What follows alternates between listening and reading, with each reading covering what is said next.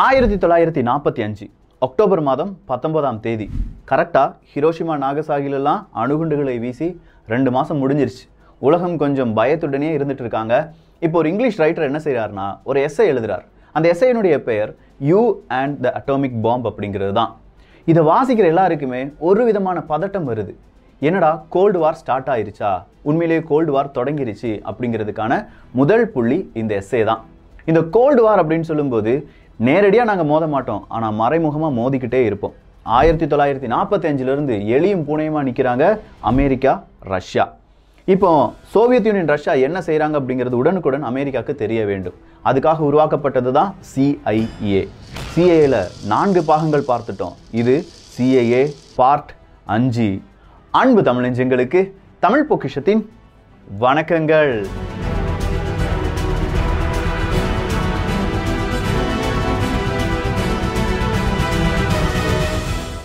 Gold வார் நேரடியாக மோத மாட்டோம்ப்பா, எனக்கு கொஞ்சம் நண்பர்கள் இருப்பாங்க, இல்லை கொஞ்சம் அது விசுவாசிகள் இருப்பாங்க, நானே கொஞ்சம் அமைப்புகளை ஏற்படுத்தி எனக்கு எதிரியாக இருக்கிறவங்கள மோத விடுவேன். இதுதான் ப்ராக்சி வார் அப்படின்னு சொல்லுவாங்க. இந்த கோல்டு வார் முழுவதுமாகவே ப்ராக்சி வாராக தான் இருந்துச்சு. ஆனால் சோவியத் யூனியன் ரஷ்யாவுக்கு மிகப்பெரிய ஒரு பிரச்சனை. இவங்க எவ்வளோ ரகசியம் பேசினாலும் அந்த ரகசியம் யாருக்கு போயிடுது? அமெரிக்காவுக்கோ MI6க்கோ, அதாவது இங்கிலாந்தினுடைய அந்த உளவு பிரிவு அவங்களுக்கோ போயிடுது. ஸோ என்ன செய்யலாம்? ரேடியோ வழியாக கம்யூனிகேட் பண்ண வேண்டாம், அதுக்கு பதிலாக டெலிஃபோன் லைன் வழியாக கம்யூனிகேட் பண்ணலாம் அப்படிங்கிற ஒரு ஐடியா தான். நிறைய இடத்துல இப்போ சோவியத் யூனியன் ரஷ்யா அப்படிங்கிறவங்களுடைய ஹெட் குவார்ட்டர்ஸும் இருக்குது. சொல்லப்போனால் பெர்லினில் இருக்குது, ஜெர்மனியில் பெர்லின் அப்படிங்கிறது. பெர்லின் சுவர் ஏன் இடிக்கப்பட்டது அப்படிங்கிறதுக்கான வரலாறு தமிழ் பட்சத்தில் போட்டிருக்கோம். பார்க்காத நபர்கள் இருந்தால் கீழே டிஸ்கிரிப்ஷனில் லிங்க் போட்டுறேன். மிக முக்கியமான ஒரு விஷயம் அது. இந்த ஜெர்மனி 2 ஜெர்மனியாக இருந்தது எப்படி ஒரு ஜெர்மனியாக மாறியது அப்படிங்கிற அந்த ஒரு காணொலி தான். ஸோ பெர்லின்லையும் இதே மாதிரியான சோவியத் யூனியன் ரஷ்யாவுடைய ஹெட் குவார்ட்டர்ஸ் இருக்குது. ஆஸ்திரியாவில் வியன்னாலையும் அதே மாதிரியான ஹெட் குவார்ட்டர்ஸ் எல்லாமே இருக்குது. 1949 இங்கிலாந்தினுடைய MI6க்கு ரகசியமாக ஒரு உளவு செய்தி வருது. இந்த மாதிரி வியன்னாலிருந்து பலவிதமான செய்திகள் சோவியத் யூனியன் ரஷ்யாவினுடைய ஹெட் குவார்ட்டர்ஸ்க்கு செல்வதற்காக ஒரு டெலிஃபோன் லிங்க் இருக்குது. கொஞ்சமாக தோண்டுனீங்கன்னா அந்த டெலிஃபோன் லிங்கை நீங்கள் என்ன செய்யலாம்? ஒட்டு கேட்கலாம் அப்படிங்கிற மாதிரி ஒரு இன்ஃபர்மேஷன் தான். ஆனால் இது சாதாரண விஷயம் கிடையாது. ஸோ இந்த MI6 என்ன செய்கிறாங்கன்னா ஆப்ரேஷன் சில்வர் அப்படிங்கிற ஒரு ஆப்ரேஷனை இனிஷியேட் பண்ணுறாங்க. இந்த ஆப்ரேஷன் சில்வருக்கு தலைமை தாங்குவது பீட்டர் லூன் அப்படிங்கிறவர் தான். ஸோ பீட்டர் லூன் நேராக வியன்னாக்கு போகிறாரு. அங்கே அவர் என்ன செய்கிறாரு? ஒரு கடையை வாடகைக்கு எடுக்கிறாரு. அதாவது வேற யாரோ அப்படின்னு சொல்லி அவங்க ஒரு கடையை வாடகைக்கு எடுக்கிறாங்க. அந்த கடை கிட்டையே இன்னொரு வீடு இருக்குது. அந்த வீடை மொத்தமாக விலைக்கு வாங்குறாங்க. அந்த வீட்டுக்குள்ளே இவங்களுக்கு தேவையான எல்லா உளவு சாதனங்களும் வைக்கப்படுகிறது. அப்படின்னா இந்த கடை எதுக்கு வாடகைக்கு எடுத்தாங்க அப்படின்னு சொல்லி வேறொரு டவுட் இருக்கலாம்ல. நாங்கள் துணி பிஸ்னஸ் பண்ண போகிறோம் அப்படின்னு சொல்கிறது தான் அங்கே எல்லாருக்கும் சொல்லப்பட்ட ஒரு செய்தி. துணி பிஸ்னஸ். வியன்னால கிடைக்காத மாடல்ஸ், ரொம்ப சூப்பரான டிசைன்ஸ், இந்த துணிகள் எல்லாமே அந்த துணிக்கடையில் கிடைக்கும் அப்படின்னு சொல்லி அலை மோதுகிறது கூட்டம். அந்த அளவுக்கு அவங்களுடைய துணி பிஸ்னஸ் நல்லபடியாக நடந்துட்டு இருந்துச்சு. இந்த துணி பிஸ்னஸ் நல்லபடியாக நடக்கும்போது அந்த கடையை மெயின்டைன் பண்ண போகிறோம் அப்படின்னு சொல்லி இவங்க என்ன செய்கிறாங்க? ஒரு வாரத்துக்கு க்ளோஸ் பண்ணுறாங்க. அந்த ஒரு வாரம் இவங்க என்ன செய்கிறாங்கன்னா கொஞ்சம் கொஞ்சமாக ஒரு சுரங்கத்தை தோண்டுகிறார்கள். வெறும் 70 அடி சுரங்கம் தான் இவங்க தோண்ட வேண்டியதாக இருந்தது. அந்த 70 அடி சுரங்கம் கிடைத்த பிறகு அவங்களுக்கு அந்த டெலிஃபோன் லிங்க், அந்த வயர் கிடைக்குது. அதன் வழியாக சோவியத் யூனியன் ரஷ்யாவுக்கு என்னென்ன செய்திகள் செல்கிறதோ அதெல்லாம் இவங்க என்ன செய்கிறாங்க? கொஞ்சம் கொஞ்சமாக கேட்குறாங்க. அப்படி கேட்டு ஒரு கட்டத்தில் ஆஸ்திரியாவுக்கு ஒரு விடுதலை கிடைப்பதற்கான வாய்ப்புகளாக கூட அது அமைந்தது அப்படின்னு சொல்லலாம். இப்படி ஆஸ்திரியாவுக்கு மட்டும் விடுதலை கிடைக்கல. கொரியன் வாரில் சோவியத் யூனியன் ரஷ்யா என்னென்ன செய்ய போகிறாங்க, என்னென்ன ஆயுதங்கள் எங்கே இருக்குது, இது எல்லாமே இந்த ஒரு டெலிஃபோன் டேப்பிங் வழியாக இவங்களுக்கு கிடைச்சது அப்படின்னு சொல்லலாம். இந்த ஆப்ரேஷனை ஒரு கட்டத்தில் நிப்பாட்டிடுறாங்க. ஆப்ரேஷன் சில்வர் இனிமேல் கிடையாதுப்பா அப்படின்னு சொல்கிறாங்க. இதை கொஞ்சமாக ஸ்மெல் பண்ணுது CIA, அமெரிக்காவினுடைய உளவமைப்பு. அப்போ CIAக்கு இப்போ இன்ஃபர்மேஷன் தேவைப்படுது. ஏன்னா சோவியத் யூனியன் ரஷ்யா எல்லாமே டெலிஃபோன் லிங்காக மாற்றிட்டாங்க. இப்போ 1952 நிற்கிறோம். ஸோ CIA நேராக இங்கிலாந்தினுடைய MI6க்கு கூப்பிட்டு கேட்குறாங்க, எப்போ நம்ம 2 பேரும் ஒரு ஜாயிண்ட் ஆப்ரேஷனை பண்ணலாமா?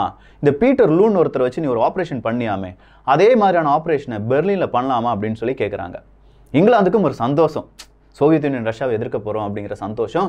2 நபர்களும் சேர்ந்து என்ன செய்கிறாங்க? வாடா இந்த ப்ராஜெக்டை செய்யலாம் அப்படின்னு சொல்கிறாங்க. சரி, இந்த ப்ராஜெக்ட்டுக்கு என்ன பெயர் போடலாம் அப்படின்னு சொல்லும்போது அமெரிக்கா சொல்கிறாங்க ப்ராஜெக்ட் கோல்டு அப்படின்னு சொல்லி. ஆனால் ப்ராஜெக்ட் சில்வரை நாங்கள் இப்போ தான் முடித்தோம், எங்கள் நாட்டில் நாங்கள் இதை ப்ராஜெக்ட் கோல்டுன்னு அழைக்க மாட்டோம், அதுக்கு பதிலாக ப்ராஜெக்ட் ஸ்டாப் வாட்ச் அப்படின்னு சொல்லி அழைக்கிறோம் அப்படின்னு சொல்லி 2 நாடுகளுடைய ஃபைல்லையும் இந்த ப்ராஜெக்ட் வெவ்வேறு பெயரில் அறியப்படுகிறது. ஸோ ப்ராஜெக்ட் கோல்டு அப்படிங்கிறது 1952 இவங்க இனிஷியேட் பண்ணாலும் 1952, 53 அப்படின்னு சொல்லி ஒரு வருடம் நிறைய டிஸ்கஷன், எந்தெந்த டீம் இருக்கணும், யார் யார் இதில் உளவமைப்பில் வேலை செய்யணும், எப்படி அந்த கேபிளை கண்டுபிடிக்கலாம், அப்படியே கேபிளை கண்டுபிடிச்சாலும் அதை எப்படி தோண்டலாம் இப்படின்னு சொல்லி ஒரு வருஷம் பெர்லின், அதை சுற்றி நடக்கக்கூடிய விஷயங்கள், சோவியத் யூனியன் ரஷ்யாவினுடைய கம்யூனிகேஷன், இதை பற்றி மட்டுமே டிஸ்கஷன் நடந்திருக்கு. இந்த டிஸ்கஷனில் ஈடுபட்ட நபர்களில் 3 பேர் நமக்கு தெரிஞ்சிருக்கணும். ஒருவருடைய பெயர் நமக்கு தெரியும், பீட்டர் லூன் அப்படிங்கிறது தான். இவர் இங்கிலாந்தினுடைய ஹெட். அடுத்ததா சிஐனுடைய ஹெட்டாக வில்லியம் கிங் ஹார்வி, இவரை பில் அப்படின்னு சொல்லி அழைப்பார்கள். பீட்டர் பில் அப்படின்னா இது பிபி ஜாயின்ட்லி அப்படிங்கிற ஒரு கோட் நேமுடன் அறியப்பட்டது. PP jointly. இந்த பிபி ஜாயின்ட்லி அப்படிங்கிறது 4 ஃபேஸா மாத்துறாங்க. முதல் ஃபேஸில் எல்லாருமே அங்கே போகணும், பெர்லினுக்கு போகணும். அப்படி போன பிறகு அங்கே ஒரு இடத்த கண்டுபிடிக்கணும், அந்த இடத்துக்கு கீழே தான் கேபிள் போகுது அப்படிங்கிறத இவங்க கன்ஃபார்ம் பண்ணணும். இதுதான் first face. Second phase, America என்ன செய்யணும், அதாவது சிஏஏ சேர்ந்தவர்கள் அங்கே ஒரு பில்டிங்கை வாங்க வேண்டும். அந்த பில்டிங்க்கு அங்கே இருக்கக்கூடிய லோக்கல் என்ஜினியர்ஸ், லோக்கல் ஒர்க்கர்ஸை வச்சு ஏதாவது வேலை வாங்க வேண்டும். இது செகண்ட் ஃபேஸ். தேர்ட் ஃபேஸ் அப்படிங்கிறது, இந்த அமெரிக்கர்கள் ஒரு பில்டிங்கெல்லாம் வாங்கிட்டாங்க அப்படின்னு சொல்லி பார்த்தோம்ல, இந்த MI6 என்ன செய்வாங்கன்னா, அந்த பில்டிங் கீழே சுரங்கப்பாதை அமெரிக்கா தோண்டிக்கொண்டே இருக்கும். அந்த சுரங்கப்பாதையிலிருந்து கிடைக்கக்கூடிய அந்த கேபிள்ஸை டேப் பண்ணுறதுக்கான எல்லா மிஷின்ஸும் இவங்க அரேஞ்ச் பண்ணுவாங்க. 4வதாக அப்படி கிடைக்கிற இன்ஃபர்மேஷன் கொஞ்சம் லண்டனுக்கும் கொஞ்சம் அமெரிக்காவுக்கும் பகிரப்படும், அதை டிரான்ஸ்லேட் பண்ணுறதுக்காக. இப்படி கொஞ்சம் கொஞ்சமா 4 ஃபேஸ் அப்படிங்கிறதுக்கான டிஸ்கஷன் எல்லாமே முடிஞ்சிருச்சு. 1953ல் முதல் ஃபேஸ் ஆரம்பிக்க போகுது. 3 நபர்கள் இருக்காங்க அப்படின்னு சொல்லி பார்த்தோம் பார்த்தீங்களா, அதில் இன்னொரு நபருடைய பெயர் சொல்ல மறந்துட்டேன், அவர் தான் ஜார்ஜ் பிளேக் அப்படிங்கிறவர். 1953-54ல் இவங்க பெர்லினை வந்தாலும் ஃபர்ஸ்ட் ஃபேஸ் ஸ்டார்ட் பண்ணுறதுக்கே 1954 ஆகஸ்ட் மாதம் ஆயிடுச்சு. ஆகஸ்ட் மாதத்தில் இந்த கேபிள் எந்த வழியாக போகுது அப்படிங்கிறத ஒரு ஸ்கேனர் வழியாக கண்டுபிடிக்கிறாங்க. யாருக்குமே தெரியாமல் கண்டுபிடிக்கிறாங்க.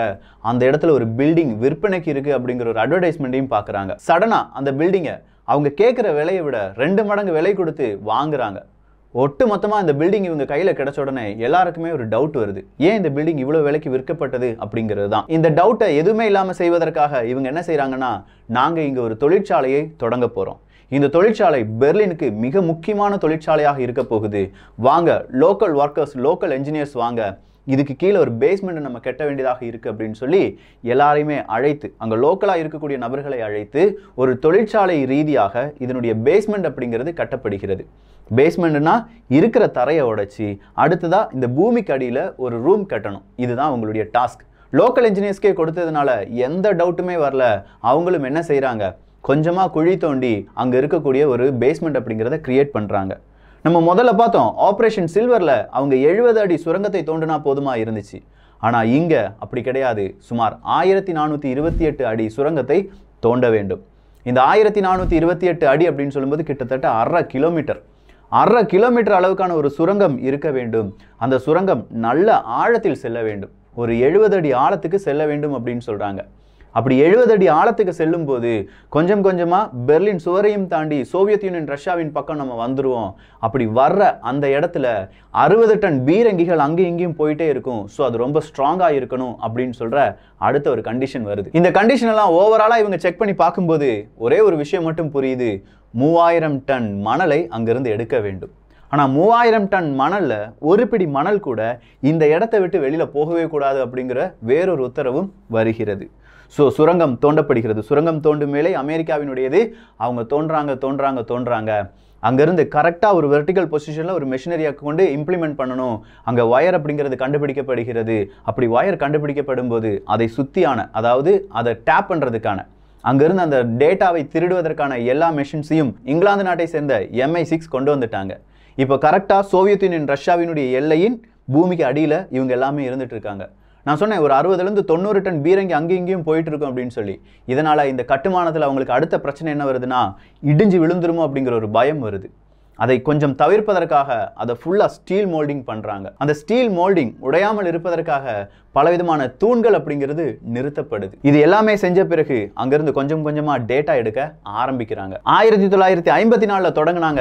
1955 கொஞ்சம் கொஞ்சமாக சிக்னல்ஸ் இவங்களுக்கு கிடைக்குது. கரெக்டாக 11 மாதங்கள் இந்த டனல் வழியாக, பெர்லின் டனல் வழியாக இவங்களுக்கான இன்ஃபர்மேஷன் கிடைச்சிக்கிட்டே இருக்குது. ஒரு கட்டத்தில் இதை சோவியத் யூனியன் ரஷ்யா கண்டுபிடிக்கிறாங்க.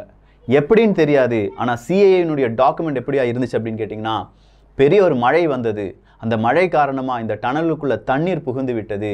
அந்த தண்ணீர் அங்க இருக்கக்கூடிய வயரை கொஞ்சமா பிரச்சனை பண்ணி அதை சோவியத் யூனியன் ரஷ்யா கொஞ்சம் கண்டுபிடிக்கிறேன் அப்படிங்கிற பெயரில் சரி பண்றேன் அப்படிங்கிற பெயரில் அவங்க தோண்டி பார்க்கும்போது இதை கண்டுபிடிச்சிட்டாங்க அப்படின்னு சொல்லி சிஐஏ இழுத்து மூடுறாங்க.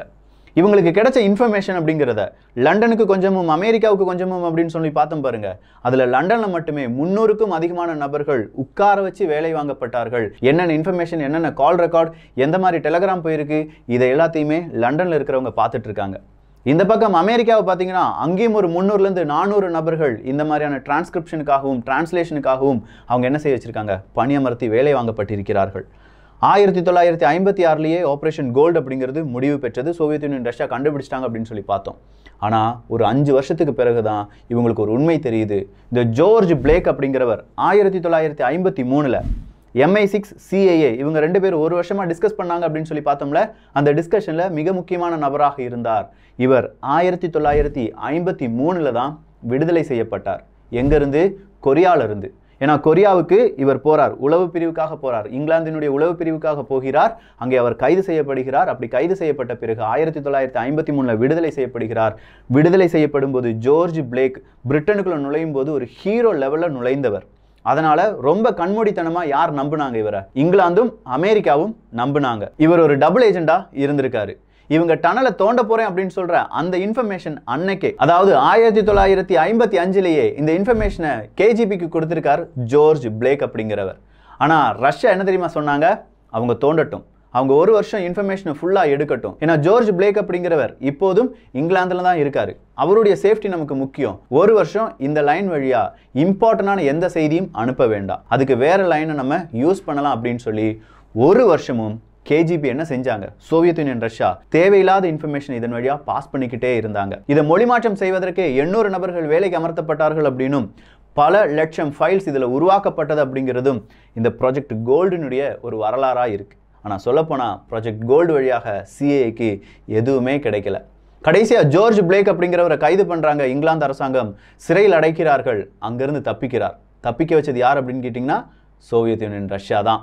ஜோர்ஜ் பிளேக் அவர்கள் மாஸ்கோல ரஷ்யாவினுடைய தலைநகரத்தில் அவருடைய 91வது வயசு வரை வாழ்ந்தார். 2020 இறந்து போனார் அப்படிங்கிறதும் வரலாறாக இருக்கிறது. ஸோ சிஏஏனுடைய ஆபரேஷன் கோல்டு எப்படி இருக்கு?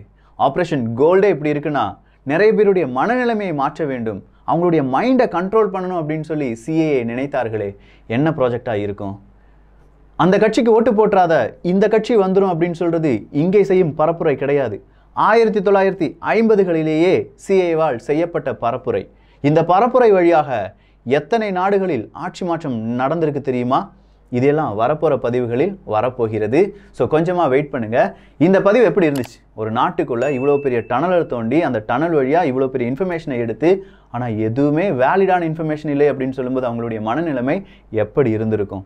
உங்களுடைய கருத்துக்கள் இங்கே வரவேற்கப்படுகின்றன. எல்லோரும் தமிழ் பட்சத்தில் இணைந்திருங்கள். நல்லதை பகிர்ந்து நல்ல சமுதாயத்தை உருவாக்குவோம். நன்றி, வணக்கம்.